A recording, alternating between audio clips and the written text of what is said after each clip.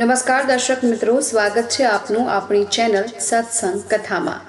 આજે આ વિડીયોમાં આપણે સાંભળવાના છીએ ચાતુર્માસના મહિમા વિશે।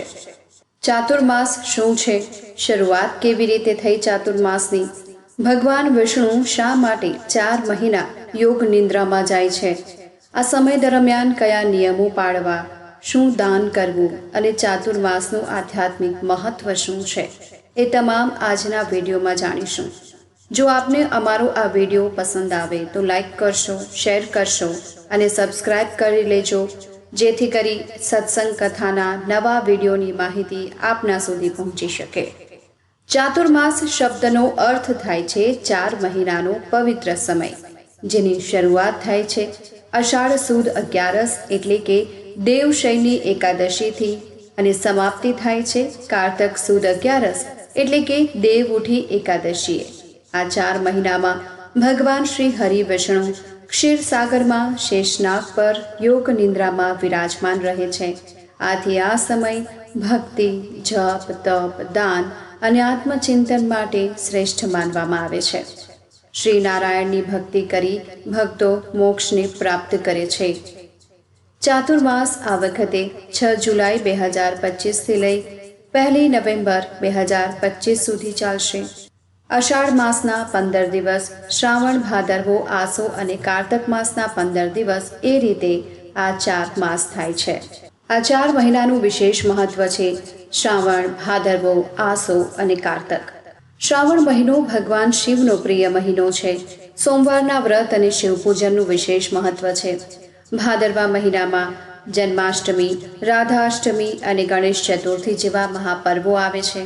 આસો મહિનામાં નવરાત્રિ, દુર્ગા પૂજા અને વિજયાદશમી, આ સાથે જ આ મહિનો માતા શક્તિની ઉપાસનાનો શ્રેષ્ઠ સમય છે। કારતક મહિનો જ્યારે ધનતેરસ, કાળી ચૌદસ, દિવાળી, બેસતું વર્ષ અને દેવ ઉઠી એકાદશી, આ મહિનામાં ભગવાન વિષ્ણુ યોગ નિંદ્રામાંથી જાગે છે અને ચોમાસા દરમિયાન ભગવાન શ્રી નારાયણ જે શયન કરે છે, યોગ નિંદ્રામાં પોઢે છે, આરામ કરે છે। આપણે એમ પણ કહીએ ત્યારે ભગવાન મહાદેવ આ ધરતી લોક જ નહીં, આખી સૃષ્ટિનો કાર્યભાર ચલાવે છે એવું શાસ્ત્રોમાં કહેવાયું છે। આ દરમિયાન ભક્તો વ્રત ઉપવાસ કરે છે, ભગવાન નારાયણની ભક્તિ કરે છે, પરંતુ ચાતુર્માસ દરમિયાન માંગલિક કાર્યો રોકવામાં આવે છે, વર્જિત મનાય છે, કારણ કે આ 4 માસ જે સંયમ અને ધર્મ તરફ લઈ જાય છે। આ 4 માસ આધ્યાત્મિક ઉન્નતિ માટે, આત્મશુદ્ધિ માટે ઉત્તમ સમય છે। વ્રત અને ધાર્મિક અનુષ્ઠાન કરવા માટે પણ ઉત્તમ ગણાય છે, પુણ્ય પ્રાપ્ત થાય છે। આ 4 માસ દરમિયાન જે ભક્તો વ્રત સંકલ્પ કરે કે ન કરે, પરંતુ પ્રભુની પૂજા ભક્તિ અવશ્ય કરવી જોઈએ। ચાતુર્માસ એક ધાર્મિક પરંપરા નથી, પરંતુ જીવનને પવિત્ર, શાંત અને આધ્યાત્મિક બનાવવાની એક દિવ્ય તક છે। આ 4 મહિનામાં કરેલી ભક્તિ, સેવા અને સદાચાર જીવનમાં સુખ, શાંતિ અને સમૃદ્ધિ લાવે છે। અને વર્ષમાં માત્ર એક જ એવો સમય આવે છે જ્યારે ભગવાન શ્રી હરિ વિષ્ણુ સ્વયં યોગ નિંદ્રામાં વિરાજમાન થાય છે, અને આ સમયને ચાતુર્માસ કહેવામાં આવે છે। પરંતુ શું ભગવાન ખરેખર સૂઈ જાય છે? જો ભગવાન સૂઈ જાય તો આખી સૃષ્ટિનું સંચાલન કોણ કરે છે? તો ગ્રંથો પ્રમાણે પાતાળ લોકના અધિપતિ રાજા બલિએ ભગવાન વિષ્ણુને પાતાળમાં સ્થિત પોતાના મહેલમાં રહેવાનું વરદાન માંગ્યું હતું। એટલે એવું માનવામાં આવે છે કે દેવશયની એકાદશીથી 4 મહિના સુધી ભગવાન વિષ્ણુ પાતાળમાં રાજા બલિના મહેલમાં નિવાસ કરે છે, અને આ સમયે ભગવાન શિવજી શિવરાત્રિ સુધી અને બ્રહ્માજી શિવરાત્રિથી દેવશયની એકાદશી સુધી પાતાળમાં નિવાસ કરે છે। ચાતુર્માસ દરમિયાન સૂર્ય અને ચંદ્રમાની સ્થિતિ બદલાતી હોવાથી અને ભગવાન વિષ્ણુ શયન મુદ્રામાં હોવાથી લગ્ન, સગાઈ, ગૃહપ્રવેશ, મુંડન જેવા શુભ પ્રસંગો કરવા મનાઈ હોય છે।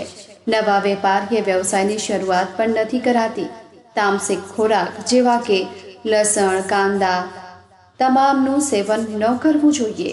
ચાતુર્માસનો મુખ્ય હેતુ છે જીવનમાં સંયમ, ભક્તિ અને સદાચાર લાવવો। માત્ર ઉપવાસ કરવો કે થોડા નિયમો પાળવા પૂરતું નથી, મન, વાણી અને કર્મને પણ પવિત્ર બનાવવાના હોય છે। ચાતુર્માસમાં દિવસની શરૂઆતમાં બ્રહ્મ મુહૂર્તમાં અથવા તો શક્ય હોય એટલા વહેલા ઉઠો, સ્નાન કર્યા પછી ઘરના મંદિરમાં ભગવાન શ્રી હરિ વિષ્ણુ માતા લક્ષ્મીને પ્રણામ કરો. ભગવાનને પીળા ફૂલ અથવા તો સફેદ ફૂલ અર્પણ કરો. શક્ય હોય તો તુલસી દળ પણ અર્પણ કરો. તુલસી ભગવાન વિષ્ણુને અત્યંત પ્રિય માનવામાં આવે છે. ત્યારબાદ ઘીનો દેવો પ્રગટાવી ધૂપ કરો. ભક્તિભાવથી પ્રાર્થના કરો. આ સમયે ઓમ નમો ભગવતે વાસુદેવાય અથવા તો ઓમ વિષ્ણવે નમઃનો 11-108 અથવા તો એક માળા પણ કરી શકાય છે. અને જો સમય મળે તો વિષ્ણુ સહસ્ત્રનામ, ભગવદ્ ગીતા, વિષ્ણુ ચાલીસા અથવા શ્રીમદ ભાગવતનું નિયમિત વાંચન કરવું અને સાંભળવું. આ સાથે દરરોજ તુલસીને જળ અર્પણ કરો. સાંજે દીવો પ્રગટાવો અને પરિક્રમા કરો. ચાતુર્માસ દરમિયાન દાનનું પણ વિશેષ મહત્વ છે. અન્નદાન, જળદાન, વસ્ત્રદાન, ગૌસેવા, જરૂરિયાતમંદ વિદ્યાર્થીઓને પુસ્તક આપવા, ધાર્મિક ગ્રંથોનું વિતરણ કરવું, પક્ષીઓને દાણા અને પાણી મૂકવા. દાન હંમેશા વિનમ્રતા અને નિસ્વાર્થ ભાવથી કરવું જોઈએ. ચાતુર્માસ દરમિયાન પ્રયત્ન કરો કે અસત્ય ન બોલો, આવા દોષોથી બચતા રહેવું, ક્રોધ ઉપર નિયંત્રણ રાખવું, કોઈની નિંદા ન કરવી, લોભ અહંકાર પણ ન કરવો અને વ્યસનનો ત્યાગ કરવો. આ સમયે ઉપવાસ પણ કરી શકાય છે. ઉપવાસનો અર્થ એ માત્ર ભૂખ્યા રહેવાનો નથી. ઉપ એટલે નજીક અને વાસ એટલે રહેવું, અર્થાત ભગવાનની નજીક રહેવાનો પ્રયત્ન કરવો એ જ સાચો ઉપવાસ છે. ઉપવાસ કરીને પણ મનમાં ક્રોધ, ઈર્ષા, અહંકાર રહે તો ઉપવાસનું ફળ અધૂરું રહે છે. ઘરમાં જો બાળકો હોય તો રામાયણ, મહાભારત, ભાગવત અને મહાન સંતોની પ્રેરણાદાયી કથાઓ પણ સંભળાવી શકો છો. આ રીતે ઘરમાં સારા સંસ્કારોનો વિકાસ થાય છે. ભગવાનને નિષ્કપટ ભક્તિ, દયાળુ હૃદય, સત્ય વચન, સેવા અને ભગવાનના નામનું સ્મરણ વધુ પસંદ આવે છે. જે ભક્ત આ ગુણો અપનાવે છે તેમના જીવનમાં શાંતિ અને સંતોષનો પ્રકાશ ફેલાય છે. ચાતુર્માસનો સાચો લાભ ત્યારે જ મળે છે જ્યારે આપણે માત્ર બહારના નિયમો નહીં પરંતુ પોતાના મનને પણ શુદ્ધ બનાવવાનો પ્રયત્ન કરીએ. આ 4 મહિના આપણને એક નવી શરૂઆત કરવાની તક આપે છે. સારા વિચારો, સારા કર્મો અને ભગવાન પ્રત્યેની અડગ ભક્તિ સાથે. પુરાણોમાં વર્ણન છે કે એક વખત દેવતાઓ, ઋષિઓ અને મહર્ષિઓ ભગવાન શ્રી હરિ વિષ્ણુના ચરણોમાં પહોંચ્યા. તેમણે વિનંતી કરી કે હે જગતના પાલનહાર, કલયુગમાં મનુષ્યનું મન ખૂબ ચંચળ બની ગયું છે. લોકો ધર્મથી દૂર જઈ રહ્યા છે, ભક્તિ ઘટી રહી છે. એવો કોઈ પવિત્ર સમય આપો જેમાં સામાન્ય માણસ પણ થોડો સંયમ રાખી અને આધ્યાત્મિક ઉન્નતિ કરી શકે. ત્યારે ભગવાન શ્રી હરિએ સ્મિત સાથે ઉત્તર આપ્યો કે અષાઢ સુદ એકાદશીના દિવસે હું યોગ નિંદ્રામાં પ્રવેશ કરીશ અને કારતક સુદ એકાદશીના દિવસે જાગીશ. આ 4 મહિના દરમિયાન જે ભક્ત શ્રદ્ધાપૂર્વક જપ, તપ, દાન, વ્રત અને સેવા કરશે તેના પર વિશેષ કૃપા રહેશે. અને આ રીતે આ ચાતુર્માસની પરંપરાનો પ્રારંભ થયો. જો કે પ્રાચીન સમયમાં સંતો અને ઋષિઓ સતત યાત્રા કરતા, પરંતુ વરસાદની ઋતુમાં માર્ગો કાદવથી ભરાઈ જતા, નદીઓમાં પૂર આવતું, નાના જીવજંતુઓની સંખ્યા પણ વધી જતી. કોઈ જીવ પર અજાણતા પણ હિંસા ન થાય અને સતત સાધના થઈ શકે એ માટે ઋષિઓ આ 4 મહિના સુધી એક જ સ્થાન પર રહેતા. તેઓ જ્ઞાન આપતા, યજ્ઞ કરતા, શાસ્ત્રોનું પઠન કરાવતા અને લોકોને ધર્મના માર્ગે દોરી જતા. અને આજે આ પરંપરા હજુ પણ ચાતુર્માસ દરમિયાન અનુસરવામાં આવે છે. ભાગવત પુરાણમાં વર્ણવાયેલી એક અત્યંત પ્રેરણાદાયી કથા આપણે જાણીએ. આ કથા એ એકમાત્ર રાજાની નથી, પરંતુ તેમની અડગ ભક્તિ, ધર્મનિષ્ઠા અને ભગવાન પરના અખંડ વિશ્વાસની કથા છે. પ્રાચીન સમયમાં અયોધ્યાના ઇક્ષ્વાકુ વંશમાં રાજા અમરીશનું રાજ્ય હતું. તેઓ મહાન રાજા હોવા છતાં વૈભવમાં નહીં, પરંતુ ભગવાન શ્રી હરિ વિષ્ણુની ભક્તિમાં આનંદ અનુભવતા. તેઓ રાજ્ય કાર્ય પહેલાં ભગવાનનું સ્મરણ કરતા, દરરોજ દાન કરતા, ગરીબોની સેવા કરતા અને દરેક એકાદશીનું વ્રત અચૂક રાખતા. ચાતુર્માસ દરમિયાન તેઓ વધુ કડક નિયમોનું પાલન કરતા. સાત્વિક ભોજન, જપ, તપ, યજ્ઞ, ગૌસેવા અને બ્રાહ્મણ સેવામાં તેમનો સમય પસાર થતો.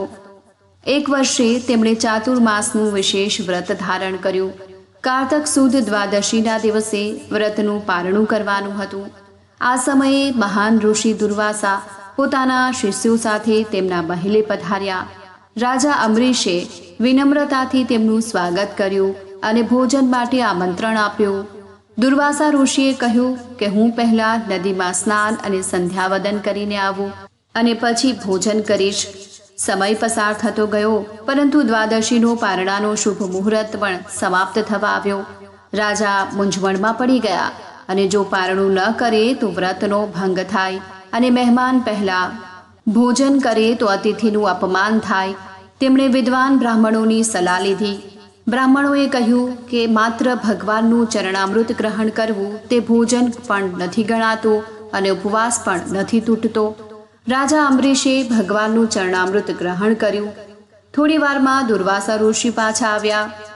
યોગ બળથી તેમને જાણ થઈ કે રાજાએ તેમના પહેલા પારણા કર્યા છે. આથી તેમને ભારે ક્રોધ આવ્યો. તેમણે પોતાની જટામાંથી એક ભયંકર કૃત્ય ઉત્પન્ન કરી અને રાજા અંબરીશ પર હુમલો કરવા માટે મોકલી. તેમણે ન તો વિરોધ કર્યો કે ન તો ડર બતાવ્યો. તેમના મનમાં માત્ર ભગવાન શ્રી હરિનું સ્મરણ હતું અને એ જ ક્ષણે ભગવાન વિષ્ણુનું સુદર્શન ચક્ર પ્રગટ થયું. સુદર્શન ચક્રએ પળવારમાં કૃત્યનો નાશ કરી દીધો અને પછી દુર્વાસા ઋષિ તરફ આગળ વધ્યું.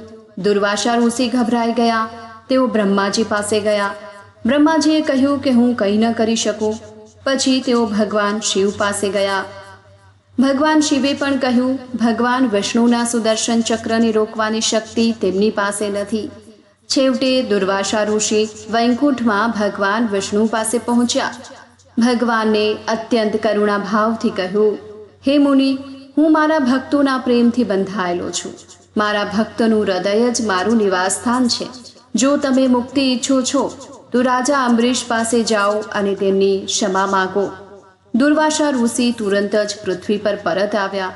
રાજા અંબરીશે તેમને નમન કર્યું અને પ્રાર્થના કરી કે સુદર્શન ચક્ર શાંત થાય. ભગવાનની કૃપાથી ચક્ર શાંત થયું. દુર્વાસા ઋષિએ રાજાની મહાનતા સ્વીકારી અને કહ્યું, સાચો ભક્ત એ જ છે જેના હૃદયમાં અહંકાર નથી, ક્રોધ નથી અને દરેક ક્ષણે ભગવાનનું સ્મરણ છે. મિત્રો, આ કથા આપણને એક શિક્ષા આપે છે.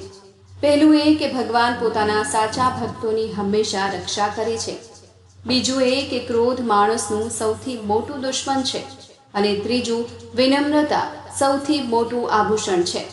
ચોથું છે એકાદશીનું વ્રત અને ચાતુર્માસનું પાલન ભગવાનને અત્યંત પ્રિય છે. આપણે જો ચાતુર્માસ દરમિયાન ભક્તિ, દયા, સેવા, સત્ય અને સંયમનું પાલન કરીએ તો ભગવાનની કૃપા આપણા પર જરૂરથી પ્રાપ્ત થાય છે.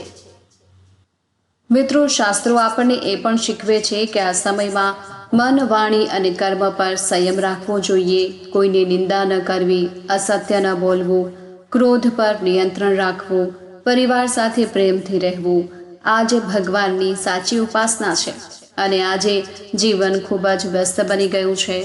મોબાઈલ, કામ અને ચિંતામાં આપણે પોતાને ભૂલી ગયા છીએ. ચાતુર્માસ આપણને યાદ અપાવે છે, દરરોજ થોડો સમય ભગવાન માટે પણ કાઢો. 5 મિનિટનું નામ સ્મરણ પણ જીવનમાં શાંતિ લાવી શકે છે. અંતમાં પ્રિય ભક્તજનો, ચાતુર્માસ એ માત્ર પંચાંગમાં દર્શાવાયેલો સમય નથી, પરંતુ જીવનને બદલવાની એક દિવ્ય તક છે.